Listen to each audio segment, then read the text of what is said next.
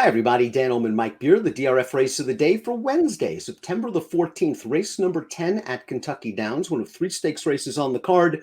This is the $400,000 gun runner for 3-year-olds at 1 mile. We'll be back with the full preview after this brief message. Want to view free Formulator past performances for this race? Head to the Race of the Day page at DRF.com. Don't forget to subscribe to the Daily Racing Form YouTube channel and bet this card with DRF Bets. Here's the field for the $400,000 gun runner, your Wednesday race of the day. Please scan the QR code for race of the day access on your mobile device. As usual at Kentucky Downs, it's a big full field. The number 7 Stitched is 7-2 on the morning line, but his participation is highly questionable. He just ran 4 days ago. Yeah, just ran here over the weekend. If they wheel him back here, I guess he has a chance, if only because they're stretching him back out. And they tried to sprint him last time. It didn't work out. We'll throw up the Timeform US pace projector for this race, and a horse that has never raced on turf is expected to make the lead, and that's the number 3 Rome, who just placed at a huge price on dirt in the Ellis Park Derby. Wish there was a little bit more turf pedigree here, but he could be able to make the lead unless Dowagiac Chief is aggressively ridden, and he has some speed. Yeah, there are other horses with speed in this race. Maybe Rome will just get aggressive here and make the front. Like you, listen, his recent form has improved quite a bit. But like you, I wish there was more turf pedigree. Let's start things off with the number 1, Credibility, 20-1 on the morning line. This horse was graded stakes placed on turf at Keeneland as a 2-year-old. His most recent start was his first race off a little bit of a layoff, and he was the only 3-year-old in a field full of older allowance horses. He was no match for the odds-on gate-to-wire winner. I guess he can do better. He's going to have to. Yeah, he is. He just hasn't improved at all as a 3-year-old. I remember liking this horse as a 2-year-old and betting him in that Bourbon last year at a good price. I thought he ran well that day. But he hasn't gotten any better since then. We've seen a lot of good horses get beat at short prices at Kentucky Downs. To me, this track is truly a horse-for-course track, and that helps the 2, Dowagiac Chief, who won his maiden sprinting here about 363 days ago or so. His most recent start, the Mystic Lake Derby, he couldn't get to his usual spot on the lead. I think all in all, he ran okay. I think they're going to revert to front-running tactics here. Yeah, they just got to get more aggressive with him here. It wasn't necessarily his fault last time he came out at the start. He got bumped and was beaten to the lead. And after that, he just did not have an ideal trip at all, finishing behind Stitch. I'm giving him a pass for that one. I'm giving him a pass for his race 2 starts back where they sent him on a really solid pace at Churchill Downs. This horse is a little bit underrated. I'm not a huge fan of his. I do think he's going to run better in this spot, though. Turf debut for the 3, Rome, the son of Empire Maker, who wins 9% with first-time turf runners. This horse blossomed over the spring at Prairie Meadows, won 3 races in a row, including the Prairie Mile on dirt, ran well last time out in the Ellis Park Derby on dirt. It's a major question of A, does he want this surface, and B, is he this good? This is a step up in class. It is. It's not an easy spot for a horse like him. He's just going to have to be a better turf horse than he is dirt horse. But again, he's in good form right now. He's got a little bit of speed, and he's making his turf debut at Kentucky Downs, where anything can happen. Play Action Pass scored last time out at Ellis Park in this race. This is a non-winners of 3 life going 1 mile and a 16th, and Play Action Pass received a beautiful trip and ride. Can't go much slower in these turf races. 26 flat, 51-3, 116-2. No wonder Play Action Pass has plenty left. You could argue the runner-up Ice Blast, who's also in this field, ran just as well considering he was up against the pace. He might be more interesting. Play Action Pass did, he did have all the best of it there. He also won very easily as the co-favorite. I don't know. I get that he took advantage last time, but this horse is actually pretty good, Dan. And he's also another horse that it's just really worth pointing out every time we talk about these races. He ran here last year in a stakes race, and he ran really well to finish 3rd behind Tiz the Bomb. I think he's an interesting horse in here despite the soft trip last time. The 5, Casoliak, is a winner at Kentucky Downs. He won his 2-year-old finale here last year, sprinting for the Wesley Ward barn.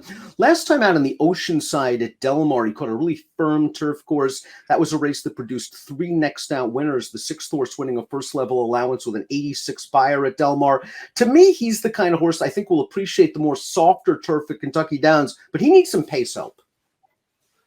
Yeah, he's going to need a little bit of a trip here. I'd be willing. The 6-1 to me on the morning line. I guess because it's Ward and Irad. I guess that's going to depress your price. I would never take that price on him. But boy, I did not really care for the ride that he got on the Oceanside last time. Not suggesting he was going to win, but I don't know what the plan was there. They never really put this horse into a run. He wound up shuffled back to last around the final turn. He wasn't going to win from there. His win 2 back at Belmont was actually a pretty good performance. Trainer Jonathan Thomas, pretty aggressive here with the 6, Fuerteventura, wheeling him back on only 11 days rest after he ran in the Saranac most recently. And that was a short field dominated by Annapolis, who on his best day is one of the better 3-year-old middle distance turf horses and who just got absolutely loose on the lead. Fuerteventura was up close to the pace. He ran fine to dead heat for second. His race in the Marine 2 starts back. A, I don't think he cared for the track. B, that trip didn't work out very wide throughout. Yeah, I didn't get a great trip 2 back. You're right. He ran fine last time, a race that he just really had no chance to win. Dead heating for second. I guess that's fine. It was only a 4-horse field, and he did take another step forward as far as figures go. I like his turf form overall, Dan. I'm still unsure how good this horse is. I don't think I would want the 9-2 morning line on him, but I won't be surprised if he's competitive with these horses. He won a minor stake at Monmouth over this distance on turf 3 starts back. Stitched is the 7. He had a 3-race win streak snapped last time out when they cut him back in distance in the Grade 2 Franklin Simpson. That race was only 4 days ago. It'll be interesting to see if they wheel back on short notice. If they do, I think the distance is just fine for this horse, and he's got wonderful tactical speed. Yeah, this is his distance. So stretching back out, if they come back here on short rest, I guess that works for him. Another horse, I don't think you can knock his form too much, but he's got an awful lot to prove. This is a pretty big hike up in class for this horse, who's been, obviously very good against weaker horses. The 8 St. Anthony ships 3/4 of the way across the country while wheeling back on only 11 days rest. Based in California, he won a stakes race at Santa Rosa 2 starts back and was just overmatched in the Del Mar Derby earlier in the month. Yeah, he couldn't win that race. He didn't really run that well in the Oceanside either. 3 starts back. He's actually run some races that I think are better than they look on paper. It just feels like kind of a big ask for him here, Dan. I'm not sure if this horse is good enough. Fort Washington is very interesting. That's the number 9 for Joel Rosario. Shug McGahee. I like the way this horse ran in the Woodhaven. 3 starts back at Aqueduct. He was beaten by an okay horse, unanimous consent. The Penn Mile is an utter throwout, run over a bottomless, boggy turf course. Here's his most recent start. This is the tail of the cat. Now, this race is all the way back in late June, but once Fort Washington gets in gear and upper stretch and changes leads, he storms on home to win at 10-1. Yeah, he ran well in here. This was a real nice step in the right direction for this horse, who you were saying he was coming off that Penn Mile, which I think you just have to give him a pass for. I agree with you that I thought he ran pretty well in the Woodhaven. My problem at the time, and continues to be, Dan, I just don't like that Woodhaven as a race overall.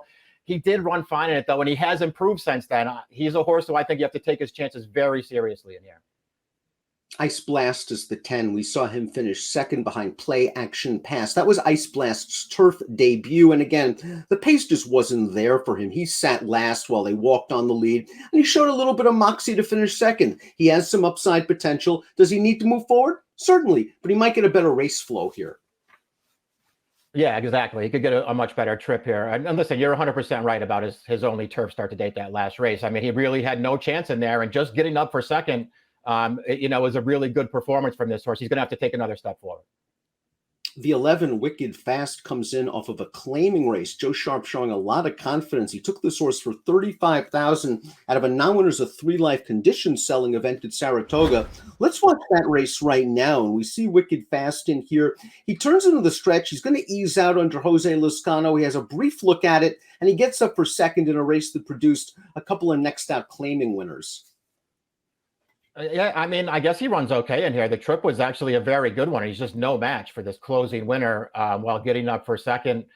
I don't know. I don't want to bet him back off of this performance, Dan, as he steps way up in class here. His effort 2 starts back was an allowance race at Saratoga, and, well, he didn't run terribly. It was just one of those situations where he just looked like that race was too tough for him.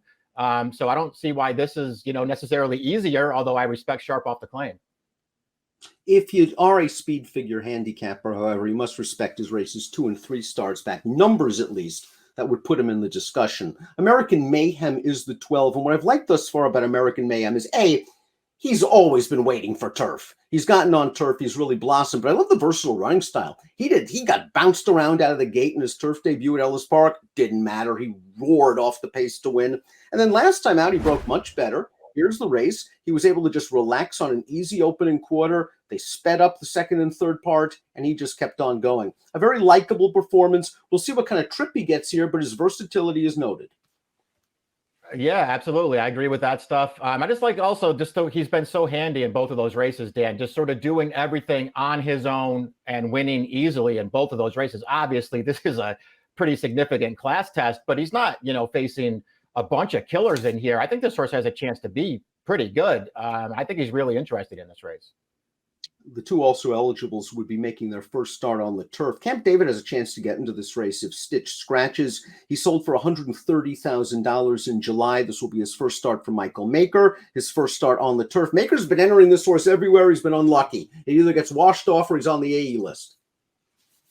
Yeah, I agree. He's been trying to get this horse on turf and he can't get a race to go for him, but he's bred for turf. The 14 Be Better is also bred for turf if he gets in. I think either one of those horses could really make some noise in here if they get in. Be Better was in a very tough spot last time out. The Curlin against a promising Chad Brown winner, Artorias. Before we get to our top selections, please click that subscribe button on the Daily Racing Form YouTube channel for the latest DRFTV video franchises. As usual, a wide open race at Kentucky Downs. You might want to look for a little bit of value. American Mayhem, the number 12, is just a new horse on turf. He's very tactical, and he has a lot of agility. He's kind of a push-button horse. When they ask him, he goes. Yeah, he really does. I like his two turf starts, and I'm going to take a chance with him in here. We'll see what kind of price he winds up. I don't think I'd want to go too low, Dan, but I do think he's really interested in here. I want to use Dowagiac Chief also, the number 2. He likes Kentucky Downs, and I think he's in better form than it appears.